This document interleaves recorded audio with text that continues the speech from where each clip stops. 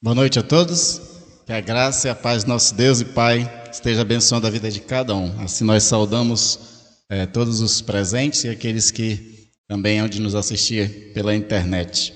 Eu gostaria de fazer uma leitura de Filipenses 2, 1 e 2 como saudação e assim introduzindo o nosso culto com um texto paulino que diz o seguinte: há alguma motivação por estar em Cristo?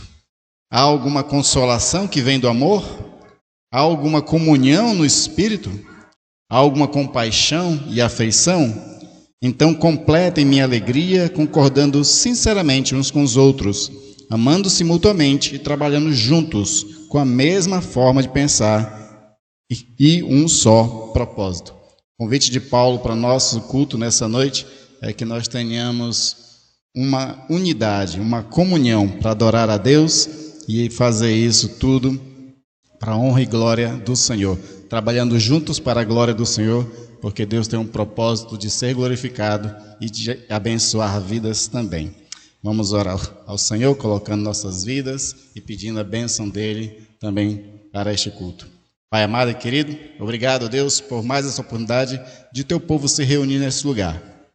Há tanto outros irmãos nossos em países, ó Deus, onde o evangelho é proibido, que gostariam de ter um templo, de ter, Senhor, essa liberdade de culto, liberdade de te adorar, liberdade de pregar a palavra, e não podem. Eles são perseguidos e muitos deles às vezes são mortos. Nós te glorificamos e te exaltamos porque podemos fazer isso. E uma vez que temos a liberdade, Senhor, nós queremos fazer com reverência, com temor e tremor, com um sentimento de serviço e dever, Senhor, a qual nós temos para contigo. Tu, ó Deus, que nos ama profundamente, com amor que não pode ser medido e com amor que não pode ser compreendido, porque quando olhamos para nós mesmos, nos vemos como homens e mulheres que falham, que erram contigo, que passa a semana, às vezes, ó Deus, nem se lembrando de se lembrar de ti. Mas, assim mesmo, Tu nos ama, nos abençoa e derrama a Tua graça sobre nossas vidas. Muito obrigado por isso, ó Pai. E é por isso que nessa hora, como comunidade de fé, nós vamos juntar nossas vozes em adoração e louvor a Ti, porque Tu és digno de honra, de glória e de majestade. E assim, na Tua graça, na Tua bondade, nesse amor misericordioso, também, Senhor, vem tocar cada um. E tenha, Senhor, o encontro pessoal com cada um, dando a cada um aquilo, Deus, que eles vieram buscar ou excedendo, para que assim eles saiam daqui satisfeitos por estar na Tua presença. Que os cânticos, a mensagem e a presença do Teu Espírito alegre os corações, anime os corações e fortaleça cada vida que entrou aqui abatida ou perdida, Pai. Mas que todos possam encontrar a Ti e o caminho que devem tomar. É em nome de Jesus que nós Te louvamos, Te glorificamos e invocamos a Tua presença para que Tu aceite as nossas vidas e a nossa adoração, em nome de Jesus. Amém. Boa noite, queridos irmãos. Boa noite.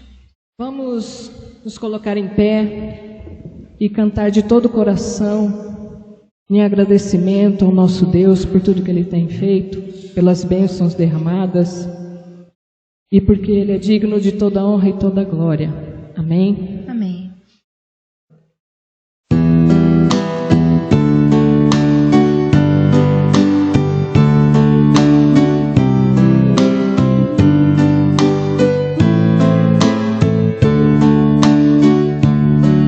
Edifica em mim uma morada para Ti, um lugar onde Teu Espírito possa sempre estar.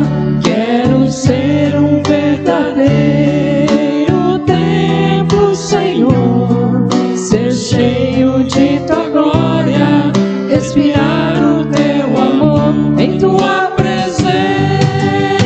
Sou cheio de Tua glória, Tua vida em mim, minha vida em Ti,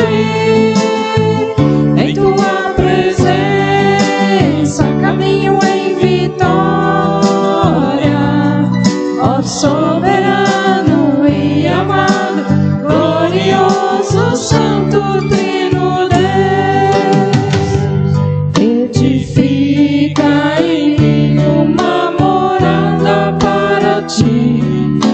lugar onde teu Espírito possa sempre estar. Quero ser um verdadeiro templo, Senhor, ser cheio de tua glória, respirar o teu amor em tua presença, ser cheio de tua glória, tua vida em mim, minha vida em ti, em tua presença, caminho em vitória, ó soberano e amado, glorioso, santo, trino Deus, santo, santo, ó soberano e amado, glorioso, santo, santo, santo, ó soberano e amado, glorioso, santo, ó soberano e amado, glorioso, santo, trino Deus. Glória a Deus. Amém, Jesus.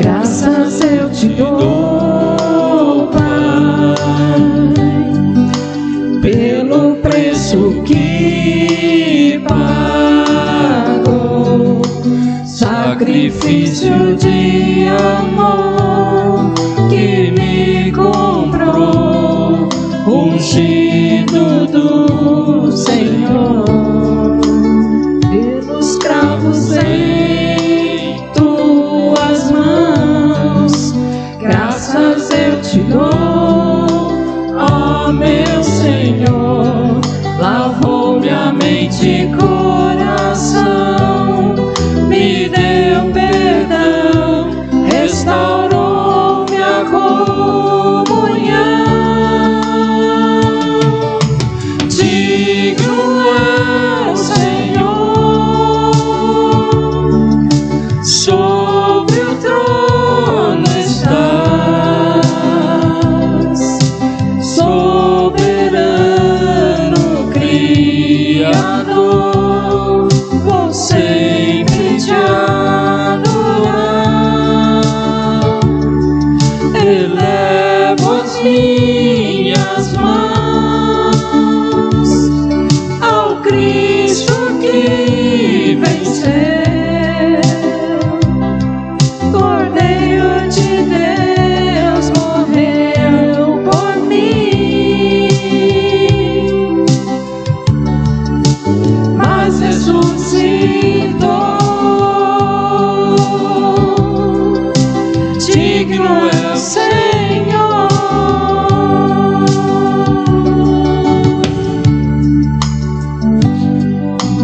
pelos cravos em tuas mãos, graças eu te dou, ó meu Senhor, lavou minha mente e coração, me deu perdão, restaurou minha comunhão. Digno é o Senhor, sobre o trono estás, soberano Criador, vou sempre te adorar. Elevo as minhas mãos ao Cristo que venceu, Cordeiro de Deus morreu por mim, mas ressuscitou.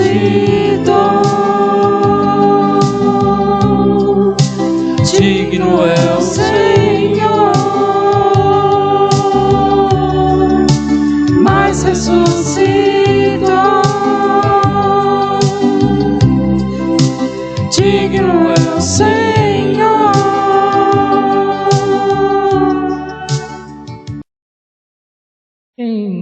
trouxe seus dízimos, suas ofertas, podem fazê-lo. Aqueles que quiserem fazer em outro momento, nós temos a chave Pix, aí é só falar com o Marco. Então, vocês assistindo o nosso vídeo, vocês verão também todos os dados corretamente.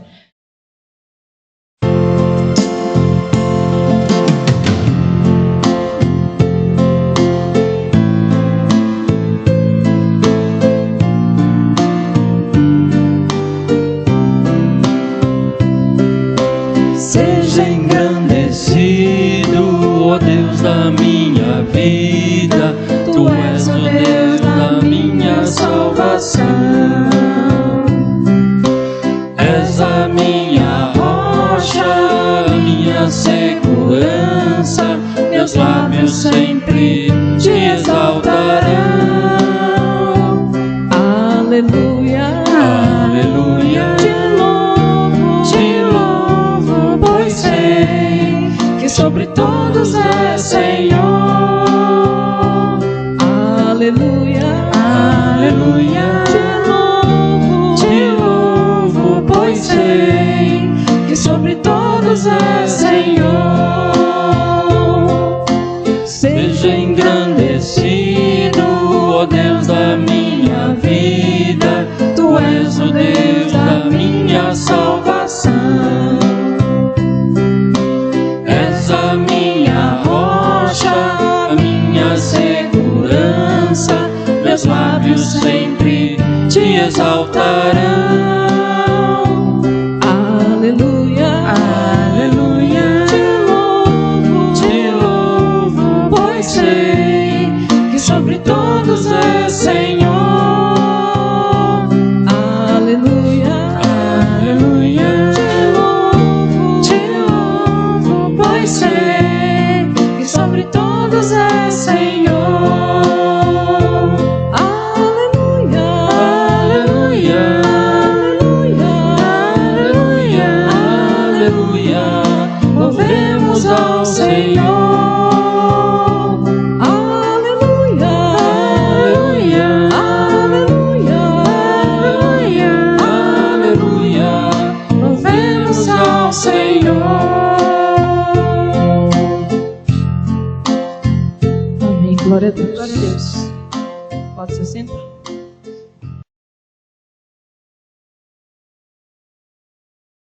Nós passamos por 2 anos aí de pandemia. Isso limitou bastante o trabalho da igreja logo no começo, né? Depois que houve uma certa tranquilidade de reabrir os cultos, mas algumas pessoas continuaram ainda se preocupando com a questão da pandemia, tomando seus cuidados. Aí agora estou me perguntando se a pessoa está com medo da Covid ou se está com medo da dengue agora, né? Porque também é outra coisa que está crescendo muito. Mas eu quero avisar que a igreja toma todos os cuidados para que não tenha água parada, não tenha dengue aqui, viu, gente? Então, a gente já pode voltar aos cultos. E a nossa intenção é começar a trabalhar algumas coisas para que os irmãos comecem a voltar, né, devagarzinho. E uma das nossas propostas para que aqueles que já estão há 2 anos sem frequentar o culto possam participar da nossa culto da ressurreição. A gente vai fazer o culto da ressurreição dia 17 de abril, né? A gente não vai ter aquela programação inteira de Páscoa, começando na quinta, 6 da Paixão, sábado de Aleluia. A gente vai fazer só no domingo mesmo. Então vai ter culto da ressurreição pela manhã e terá o culto à noite também. No culto da ressurreição ele será um pouco mais enxuto, um pouco mais otimizado. Vai ter, claro, louvor, vai ter lá uma reflexão, né? E vai ter a ceia. E aí nós queremos, já no momento da ceia, emendar com o café da manhã. Então a Alissa, diaconisa da igreja, já deve estar contactando algumas pessoas. Outros que se interessarem, procure ela, porque a ideia é cada um trazer alguma coisa. Então, se você ia fazer lá na sua casa, de repente, aquele cuscuz, aquela, né, qualquer coisa assim, você faz e traz para cá. E a gente come todo junto, né? A gente vai juntar uma grande mesa para que a gente possa participar desse café da manhã juntos. E aí o culto da ressurreição será às 8 horas da manhã. Eu até perguntei, né, do conselho da igreja se não achavam que era tarde, né? Porque geralmente o culto da ressurreição é 6 horas da manhã. Né? Só que quem vai fazer alguma coisa para trazer ia ter que acordar 3 horas da madrugada, né? E não é bom judiar assim das pessoas, né? Jesus já morreu pelos nossos pecados, a gente não precisa mais estar pagando por nada, digamos assim.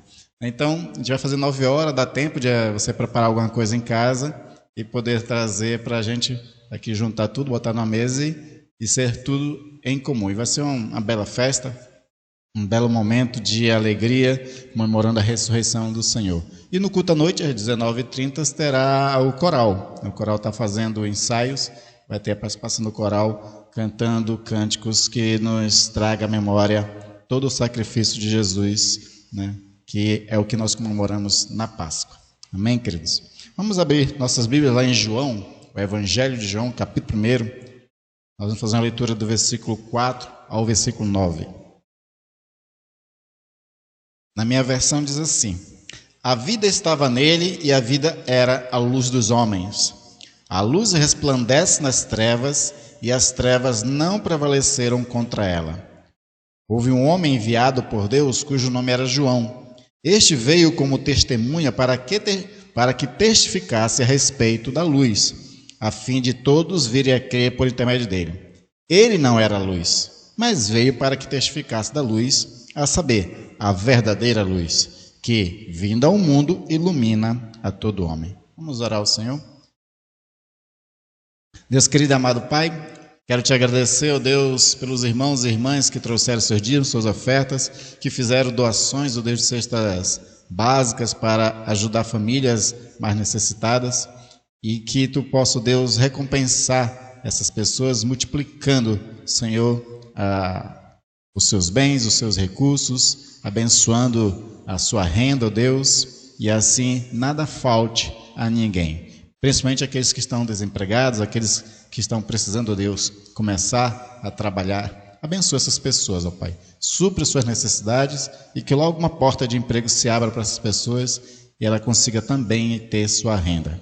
Abençoa os negócios, ó Deus, dos irmãos da igreja. Abençoa o trabalho, a empresa onde eles trabalham. Prospera, Senhor, essas empresas. Num tempo tão difícil, nós estamos vivendo de crise, mas faz, ó Deus, que essas empresas possam prosperar, porque isso garante, Senhor, que cada um continue trabalhando. É em nome de Jesus que nós pedimos a tua bênção sobre essas pessoas e sobre, ó Deus, também sobre os recursos, para que nós possamos, ó Deus, administrá-los da forma mais correta possível, Pai. Peço também, Senhor, a tua graça e bênção para ministrar a tua palavra. Que o próprio Espírito fale ao coração de cada um e que o entendimento seja dado pelo Espírito Santo também, para que assim todos sejam edificados, fortalecidos e animados na fé. Te peço isso em nome de Jesus e para a tua glória, Senhor. Amém. Amém. Como nós estamos vendo ao longo das mensagens anteriores, sabemos que Deus nos ama profundamente. O amor de Deus não é indiferente a cada um de nós. Então, por Ele nos amar de tal forma, mesmo depois da queda, Ele resolveu criar um plano para restaurar aquilo que nós começamos a falar no início do ano, que era restaurar esse mundo perfeito que Ele tinha criado. Está até passando agora uma série no Fantástico, né? Planeta Perfeito, né? Mostrando toda a beleza ali da natureza, dos animais. De fato, Deus fez tudo muito perfeito, mas a desobediência humana trouxe maldição sobre si e sobre a criação também. Só que Deus não consegue ficar indiferente a esse ser humano desobediente. É esse ser humano que só faz guerra. É esse ser humano que só faz violência. Logo depois do pecado veio um assassinato, um homicídio, né, de irmão matando o irmão. Capítulo 6 de Gênesis fala que a violência, a maldade tinha se multiplicado no mundo de forma tão grande que Deus resolveu fazer um reset ali, né, e mandou o dilúvio e começou novamente através de Noé. Mas o povo continuou falhando, continuou pecando. Teve um outro dado bem interessante, que quando Deus tira Israel do Egito, leva o povo para o deserto, e aí começa a ensinar para Moisés a lei, para que ele ensinasse a lei ao povo. Ele demora um tempo lá no Monte Sinai, e esse tempo faz com que o pessoal fique muito ansioso. E precipitadamente essas pessoas começam a criar um Deus para si, fazem o bezerro de ouro. E aí nesse momento, Deus diz um negócio para Moisés interessante: eu vou matar todo mundo e vou começar uma nova nação contigo. Não é? mas aí Moisés intercede diante de Deus, e claro, Deus estava testando Moisés naquele momento, para ver que coração era desse líder, que estava liderando toda a nação de Israel. Porque Deus queria que, de fato, Moisés tivesse amor profundo. Porque não dava para aguentar um povo se você não tem um amor profundo. E Deus esperava que Moisés, de fato, fizesse o que fizesse, intercedesse. Por quê? Moisés tinha que refletir o próprio caráter de Deus. E o caráter de Deus é ter paciência para conosco. Deus tem paciência para conosco. Ele nos suporta até hoje. E aí Deus continuou o seu projeto de salvação. E dentro desse projeto de salvação está incluído justamente o seu Filho amado Jesus Cristo. E como nós vimos nos textos anteriores, nas semanas anteriores, João começa o seu evangelho já com essa proposta da renovação que Deus está fazendo, dessa restauração que Deus está fazendo, colocando de que no princípio era o Verbo. Se lá em Gênesis no princípio era Deus, agora Deus quer recriar tudo com a pessoa de Jesus Cristo. Agora, no princípio, era o Verbo. Jesus é aquele que vai fazer a renovação, que vai fazer a restauração de todas as coisas. Só que tem um problema muito sério. Nós temos a tendência de sempre se desviar, porque nós somos seres imediatistas, então a gente gosta de que as coisas fossem resolvidas logo. E como Deus ele é muito paciente, demora para fazer as coisas, demorar no nosso modo de entender, porque no dele está no tempo certo. Então a gente vai tentando outras coisas, criando outras coisas. Se Deus promete, por exemplo, um filho para Abraão e Sara e começa a demorar, Sara vai lá e faz o quê? Está aqui minha empregada, tenho um filho com ela, eu vou adotar e vai ser minha essa criança. A gente resolve o problema para Deus. A gente está sempre querendo resolver o problema para Deus. E aí, quando a gente tenta resolver os problemas, que era para Deus resolver, a gente cria outros problemas, como aconteceu justamente com Sara, com Agar e com o filho. E a humanidade, mesmo vindo Jesus, começou a criar outras soluções, a admirar outras pessoas. E é isso que o nosso texto vai abordar. Então, o nosso texto começa falando da pessoa de Jesus Cristo. E diz o seguinte: a vida estava nele, ou seja, desde toda a eternidade, ao longo da história, a vida está em Jesus Cristo. E é muito legal a gente querer entender e entender o que o Senhor está querendo dizer através de a vida estava nele. Porque, apesar de que o Evangelho de João começa falando de que todas as coisas foram criadas por intermédio dele e sem ele nada do que foi feito se fez, dando a entender que Jesus é responsável também pela criação de todo o universo, do planeta e de cada um de nós, mas agora João está trazendo para nós um outro entendimento, de que a vida, não mais só biológica que Deus criou, mas a vida zoe também estava em Jesus. Porque existem essas duas palavras de vida na Bíblia Sagrada. Existem duas formas de vida, digamos assim.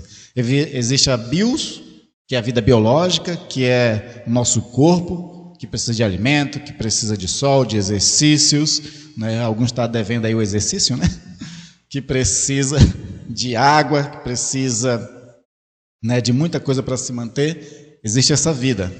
E o Senhor nos deu todas as coisas para que essa vida biológica seja possível. E que se nós cuidamos dela, ela dura bastante tempo. E o bom é que a gente cuide dela para que a gente goze bastante tempo, mas com vida saudável, Porque a expectativa de vida da brasileira já aumentou, Antes era 79, agora está 83, se não me engano, Quem que sabe confirmar? Então, parece que é bom, viver 80 e poucos anos, ter essa expectativa de vida, mas não adianta nada se a partir dos 60 a gente já não consegue dar conta de muita coisa no nosso corpo. Então, o bom é que a gente cuide dela. E o Senhor torna possível que a gente consiga viver essa vida boa. Mas Jesus ele também tem um outro tipo de vida e que ele também concede esse outro tipo de vida. A vida biológica ele concede na sua graça para todas as pessoas. Todas as pessoas vivem pela graça do Senhor. Hebreus capítulo 1, versículo 3 fala de que todas as coisas são sustentadas pela palavra do poder de Jesus Cristo. Mas tem um outro tipo de vida que aí não é todos que podem gozar, que é a vida zoe, no original grego, que é relacionado à vida eterna. Uma vida espiritual, uma vida que não morre nunca mais. Por isso que Jesus vai dizer, né, que aquele que crê nele terá a vida. Lembra lá quando Jesus ressuscita Lázaro? Não é?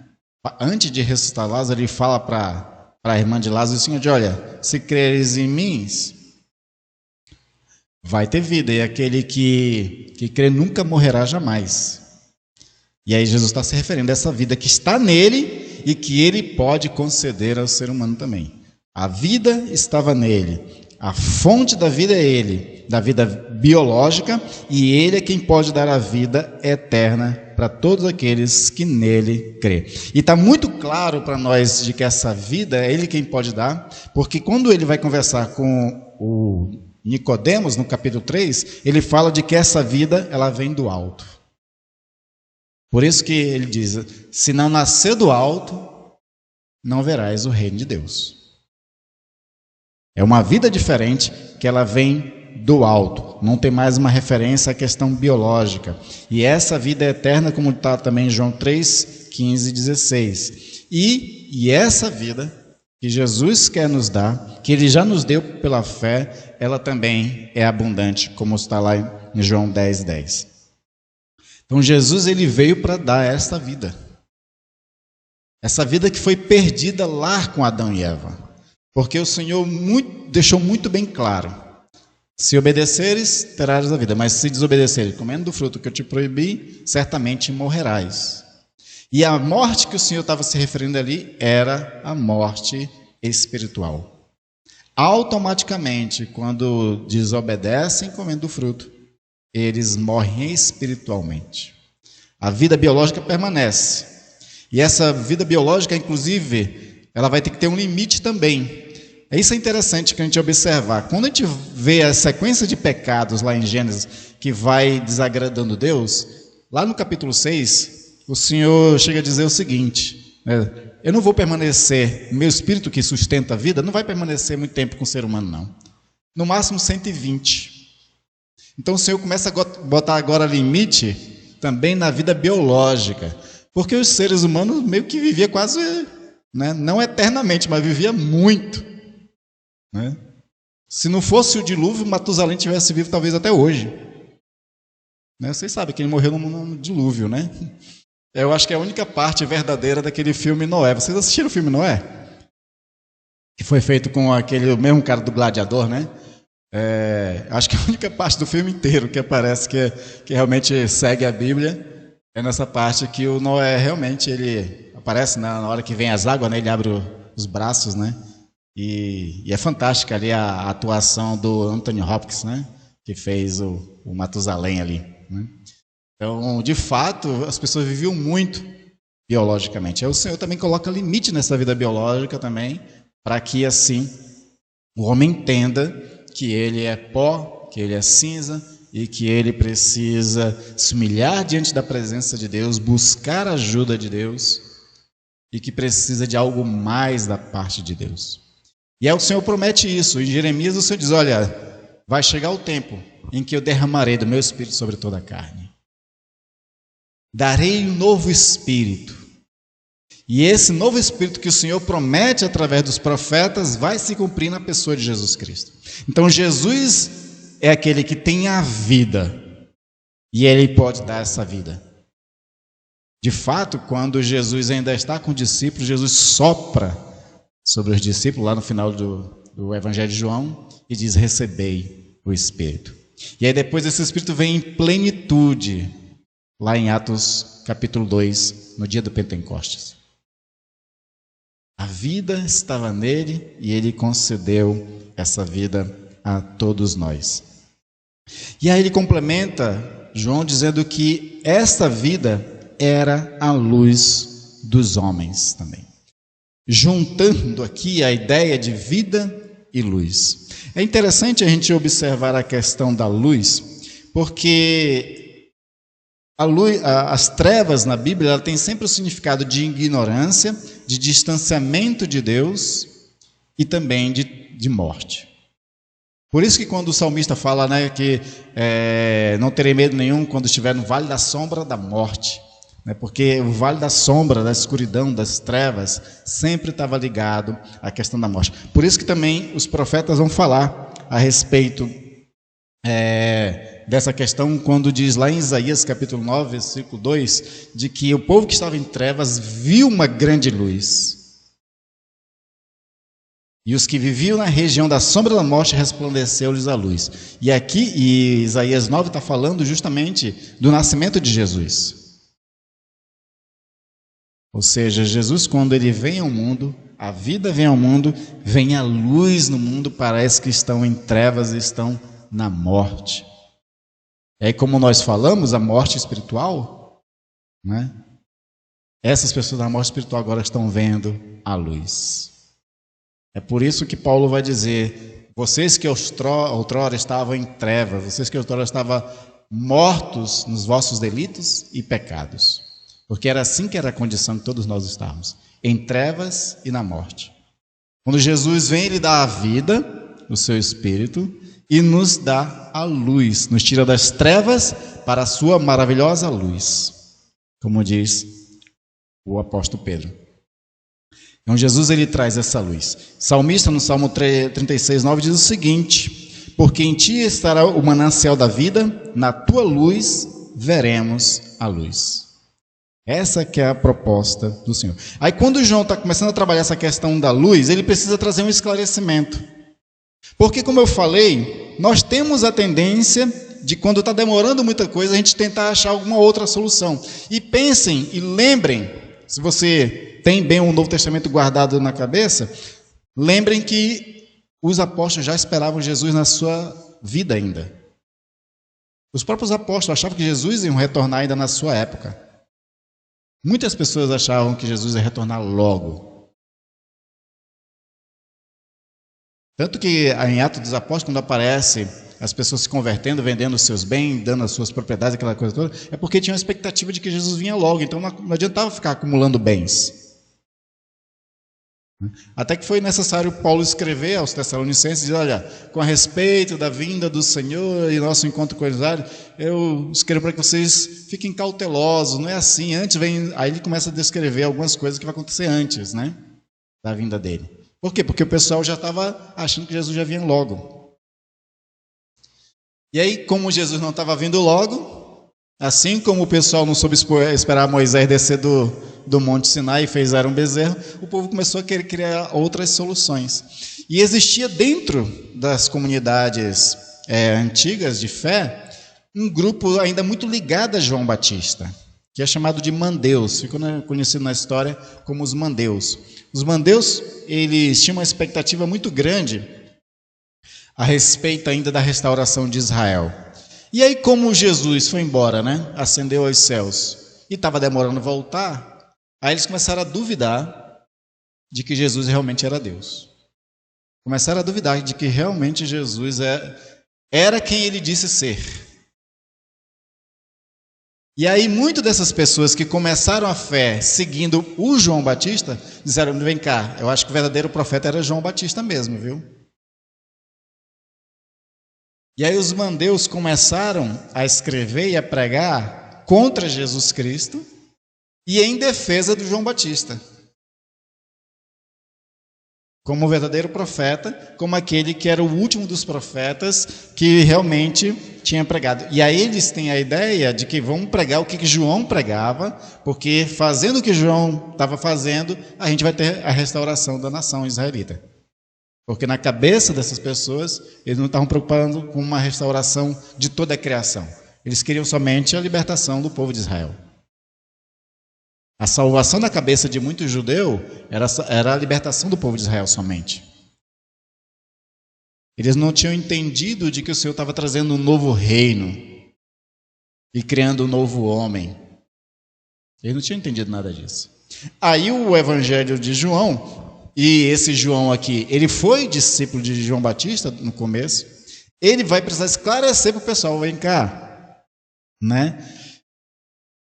Jesus é a verdadeira luz. A verdadeira luz vinda ao mundo. Ele é a verdadeira revelação de Deus. Ele é a verdadeira revelação do Pai. Ele que é o prometido. O João, como está no versículo 6, né? Houve um homem enviado de Deus, cujo nome era João. Este veio para dar testemunho, para que testificasse da luz, para que todos crescem por ele, né? Não era ele a luz, mas veio para que testificasse da luz. Então, o próprio ex-discípulo de João Batista, discípulo de Jesus, que teve uma experiência extraordinária com Jesus, que entendeu o projeto de Deus em Jesus Cristo, está fazendo defesa. Jesus é a verdadeira luz. João não é a luz, ele veio para testificar da luz. O autor deixa claramente isso. Ele não era luz. E aí nós podemos começar a ver algumas diferenças. Por exemplo, Jesus, segundo João, ele é desde toda a eternidade. Ele era o Verbo, estava com Deus, não é?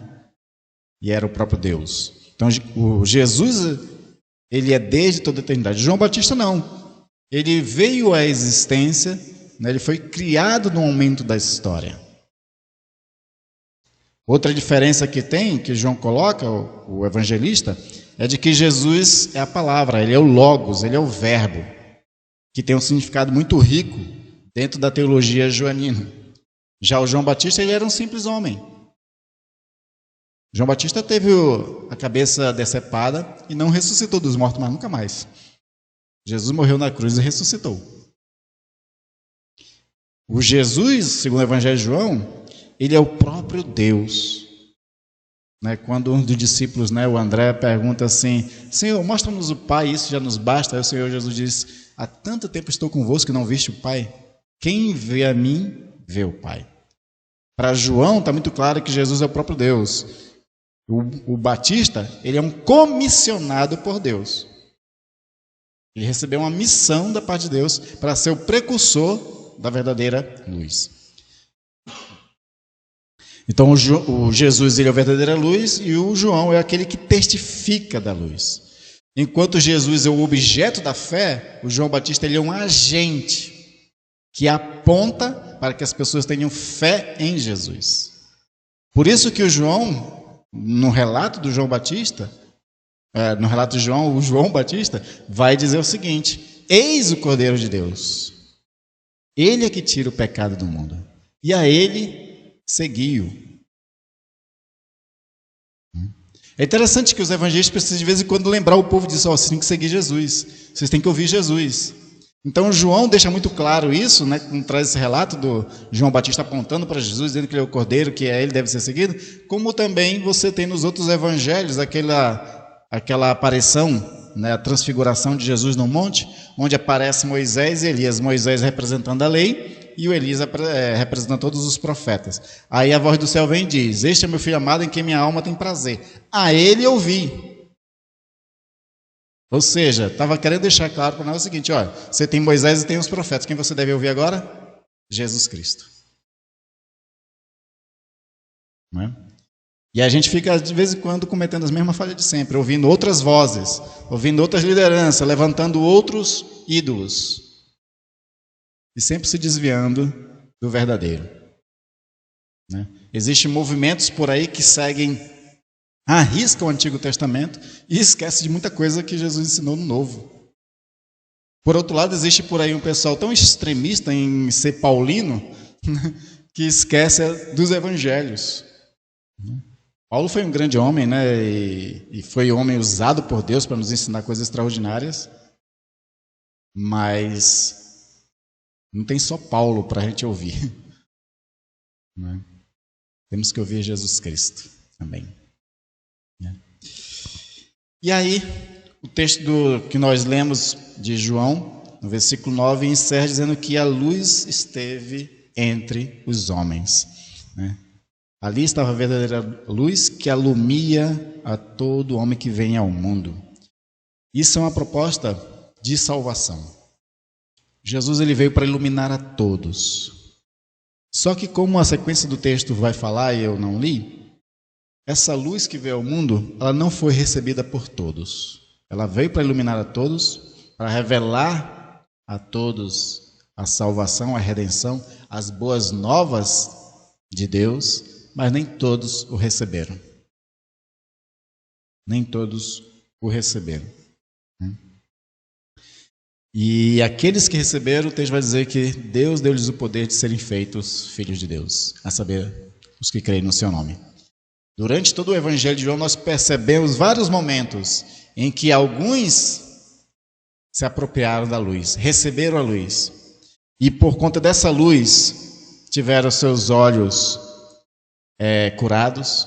Por exemplo, um cego que vivia em trevas no sentido, né, de entendimento de estar perdido, ele foi curado e viu a luz em Cristo Jesus.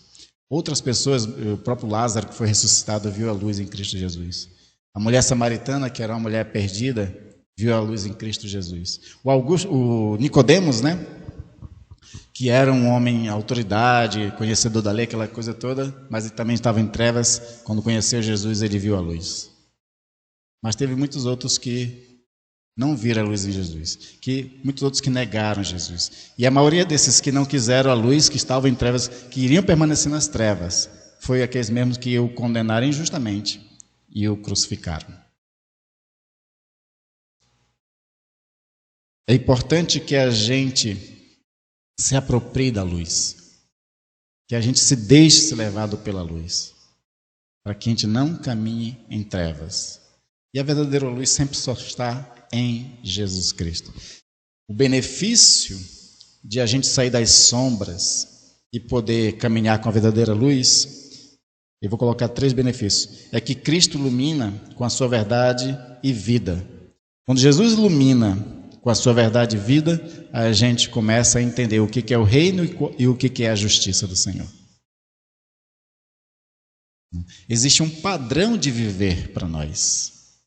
Esse padrão de viver para Jesus é a gente começar a ser cidadão de uma outra esfera, que é a esfera do reino de Deus. E aí existe uma constituição própria para o cidadão que vive, né, nesse reino de Deus, que é o Sermão da Montanha, por exemplo. É as leis que o Senhor deixou do seu reino. E existe um padrão de justiça também que se deve viver, que sobrepuja a justiça do mundo, que é melhor do que a justiça do mundo, porque a justiça do mundo ainda é injusta, à luz do que o Senhor coloca para nós. Quando a gente vive a justiça que Jesus nos ensina, a gente não só consegue viver bem a justiça do mundo, como ultrapassa ela. Por isso que Jesus disse para os discípulos: se a vossa justiça não exceder em muitos dos escribas e fariseus, não entrarão no reino dos céus. A nossa justiça deve exceder, porque a nossa justiça do alto é perfeita. Também, viver na verdadeira luz é ser iluminado no coração, é ser renovado no coração e na nossa mente. Paulo vai dizer que nós temos que ser transformados pela renovação da nossa mente. E essa renovação só pode acontecer baseado na iluminação que o Senhor traz, na compreensão que o Senhor traz, no entendimento que o Senhor traz para nós, para que a gente possa, de fato, ter o coração e mente renovados, transformados, pensando diferentemente. Como Paulo diz lá em Filipenses 2, né? Tem o vosso mesmo pensamento, sentimento que houve em Cristo Jesus. E terceiro, viver na verdadeira luz é ser iluminado para a vocação, para nós cumprirmos nossa missão no mundo. Todos nós nascemos com uma vocação. Nós fomos chamados com um propósito.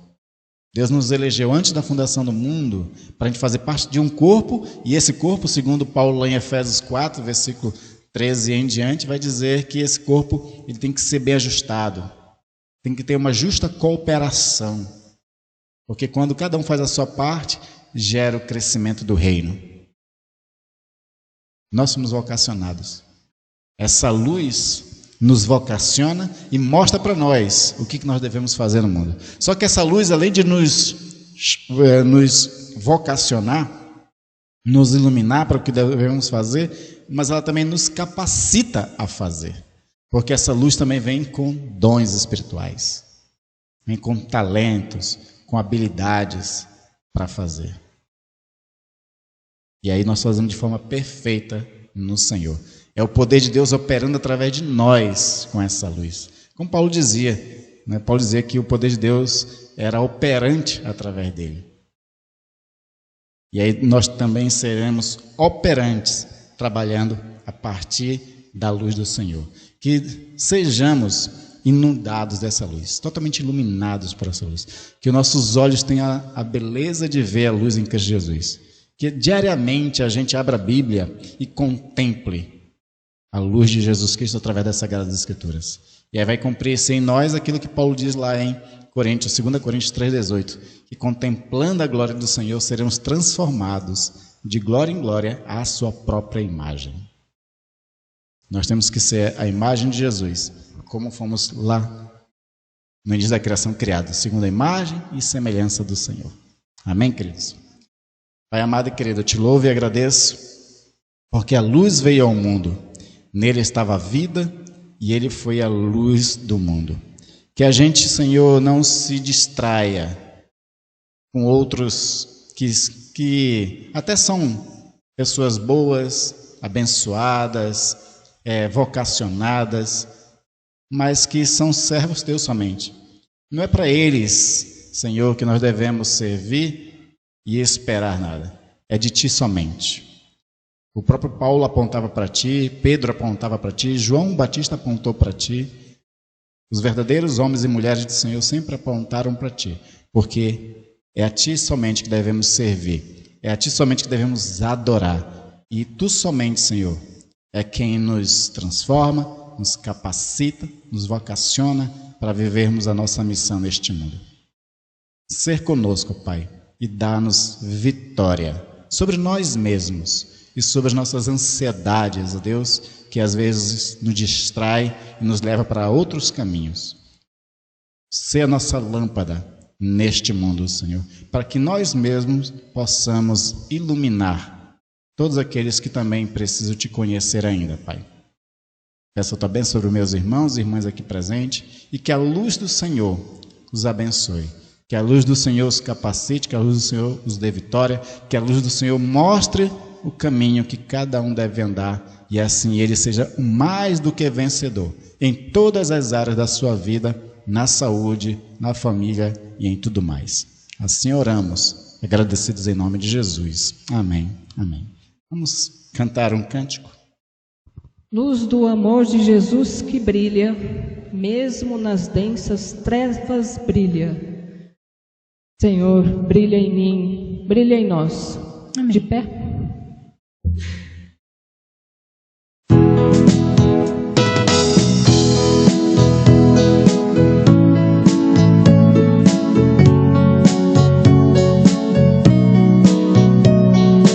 Luz do amor de Jesus que brilha, mesmo nas densas trevas brilha. Luz do mundo que a tua verdade brilha em nós e nos dê liberdade. Brilha Jesus, sim, brilha em nós. Brilha Jesus, enche a terra da tua glória, Consolador. Fogo ateia em nós para inundar as nações com a tua graça. Que tua voz fale em nós e haja luz. Venho em tua presença santa, onde o teu esplendor me espanta. Pelo sangue o teu brilho acrescenta, tua luz trevas sempre afugenta. Brilha Jesus, sim, brilha em nós. Brilha Jesus,